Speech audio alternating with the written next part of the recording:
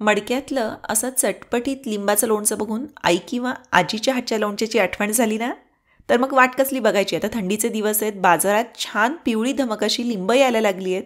तर मग आज करूयात लिंबाचं तिखट लोणचं. याकरता पातळ अशा सालीची पिवळी धमक अशी 25 लिंब घेतलेली आहेत. लिंबू स्वच्छ धुवून घ्यायचे आणि कपड्यानं व्यवस्थित पुसून कोरडे करून घ्यायचे. याप्रमाणे लिंबू कापून झाला की आतल्या बिया ज्या आहेत त्या अशा चाकूनं काढून टाकायच्या.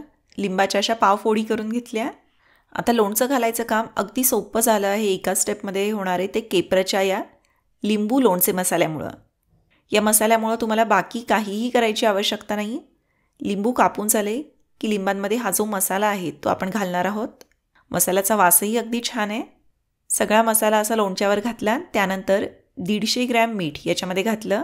सगळे एकदा खालीवर करून मिक्स करून घ्या. झाकून तासाभरासाठी हे जे मिश्रण आहे ते ठेवून दिलं. त्यानंतर याला असं पाणी सुटलं की आपण हे बरणीमध्ये भरून घेणार आहोत. बरणीच्या तळाशी थोडंसं मीठ घातलं. याप्रमाणे मसाला लावलेल्या लिंबाच्या फोडी बरणीमध्ये भरायच्या. अजून 50 ग्रॅम मीठ याच्यामध्ये घातलेलं आहे. सगळं छान असं मिक्स करून घ्या.